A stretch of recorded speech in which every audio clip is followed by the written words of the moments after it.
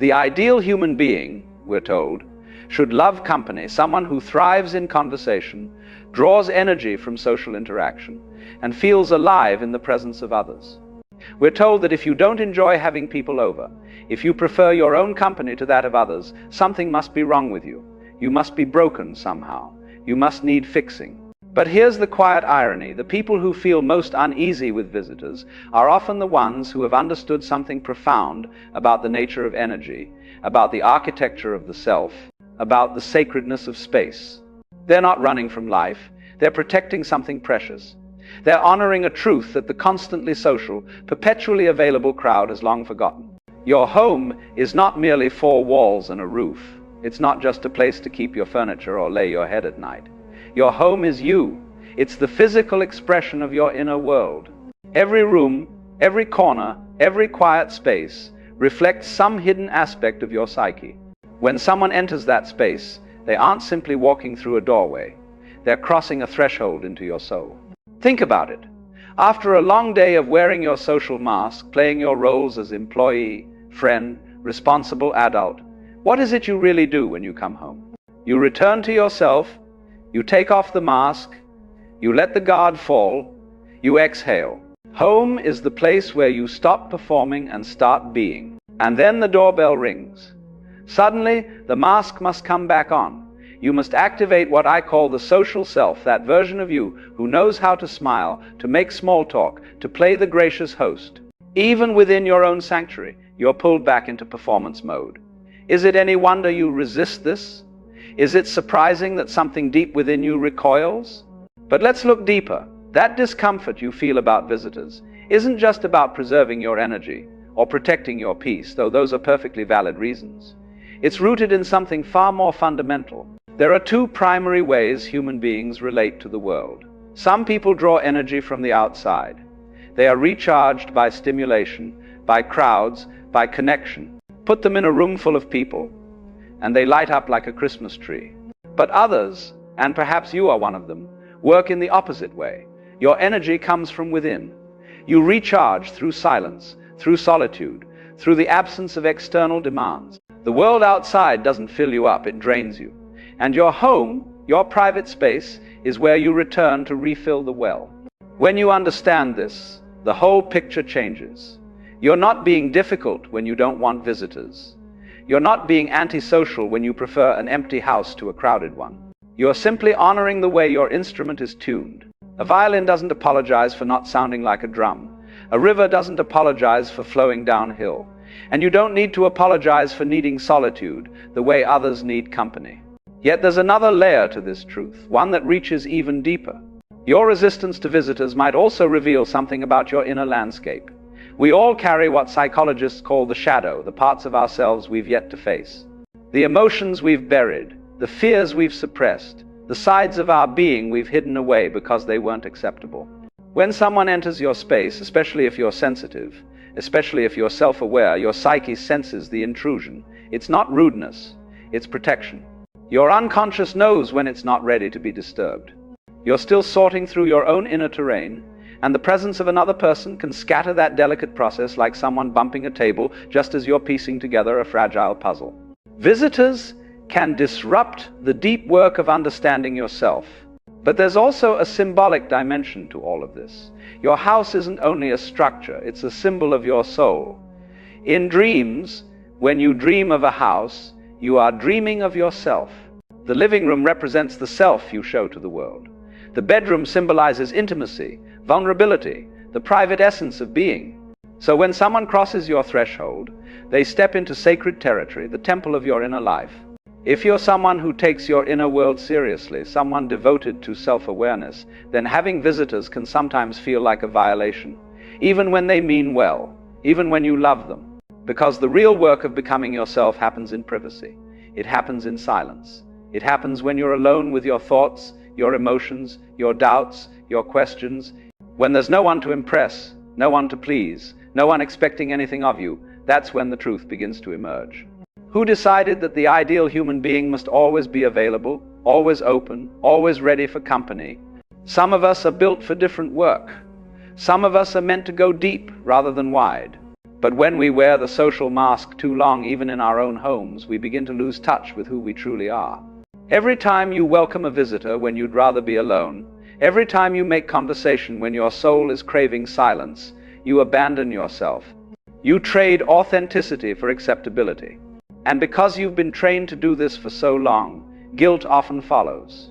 You feel guilty for wanting solitude.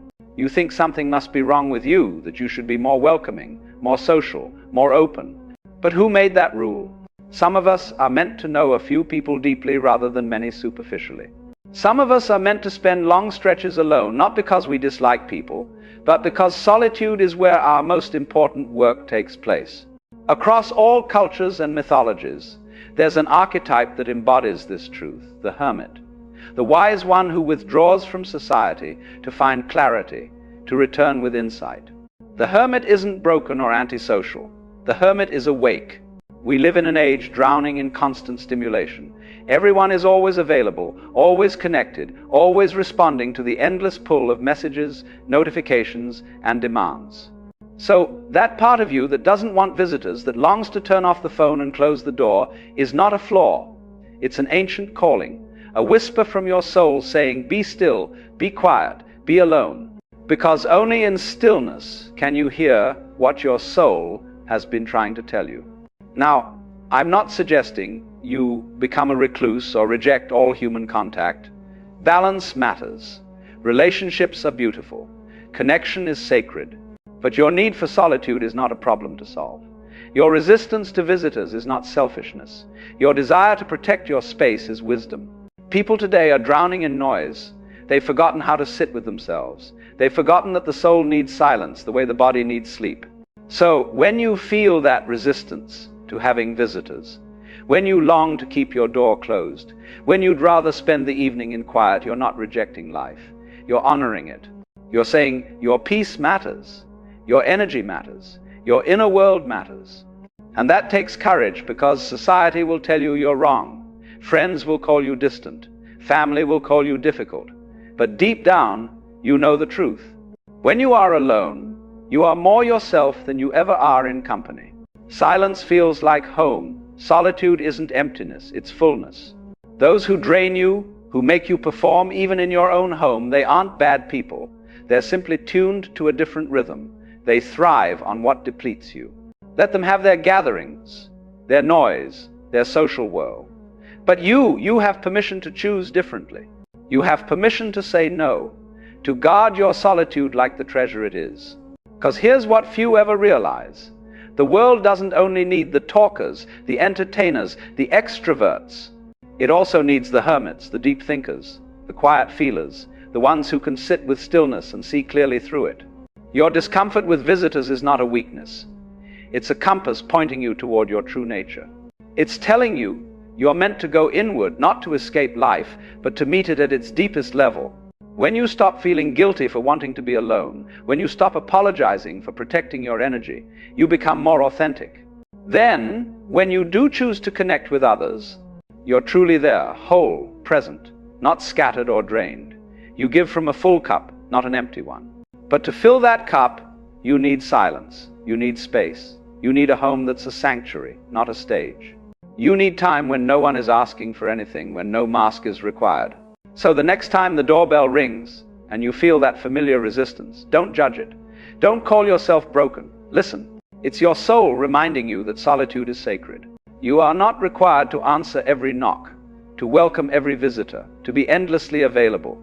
You are allowed to close the door. You are allowed to say, not now, not today.